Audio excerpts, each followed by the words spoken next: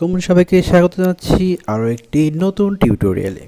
আজকের এই টিউটোরিয়ালে আমরা দেখব কিভাবে মেসেঞ্জারে থাকা অবস্থায় আপনাকে অফলাইনে দেখায়। অর্থাৎ আপনি মেসেঞ্জারে আসেন বাট আপনাকে অফলাইনে দেখাবে।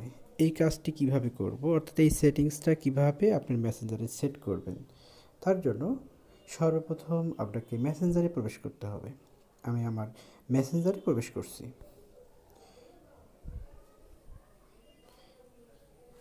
মেসেঞ্জারে প্রবেশ করার পর ওপরে লেখা আছে বাম পাশে কর্নারে chat.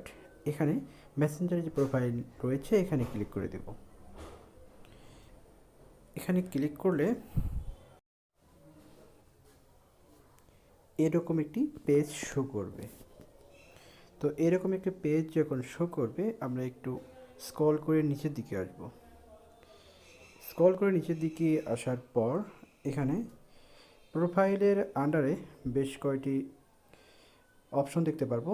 Drug mode, Messenger, message request, active status, user name. এই অ্যাক্টিভ স্ট্যাটাস রয়েছে, এই অ্যাক্টিভ স্ট্যাটাসে ক্লিক করে দেব।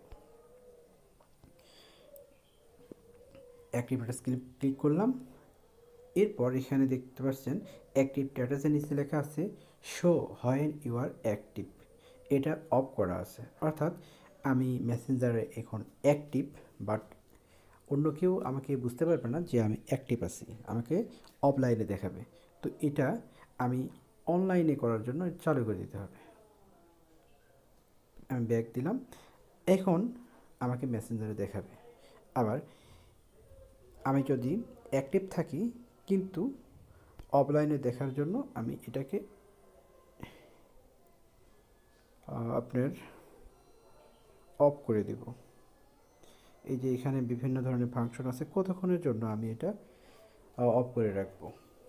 এখানে আইল চেঞ্জ ইট, অথবা এখানে কাস্টম আছে, এখানে দেখুন কাস্টম করে আপনি কত দিন থেকে কত দিন এটা করে রাখবেন সেটা করতে পারেন। আমি একটা ডেট ফিক্সড করে দিলাম, এত সময় পর্যন্ত সেভ দিলাম। অর্থাৎ এখানে 11টা 14 PM টুডে, অর্থাৎ রাত 11টা 14 পর্যন্ত আমাকে এখানে অফলাইনে দেখাবে, তারপর অটোমেটিক অনলাইনে দেখাবে। আর যদি আমি এই অপশনটি নির্বাচন করি, দেখুন আনটিল আই চেঞ্জ ইট, এটা নির্বাচন করার ক্ষেত্রে এটা নির্বাচন করলে দেখা যাবে আমি যতক্ষণ পর্যন্ত চেঞ্জ না করব ততক্ষণ পর্যন্ত আমাকে অফলাইনে দেখাবে। তো আমি এটা করে দিলাম।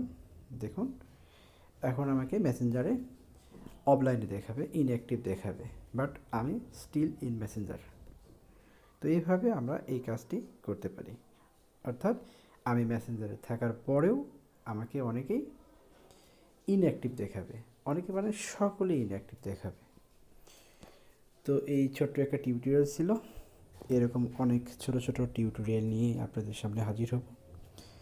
যদি ভিডিওটি ভালো লেগে থাকে অবশ্যই লাইক করবেন। এতক্ষণ সাথে থেকে টিউটোরিয়ালটি দেখার জন্য ধন্যবাদ।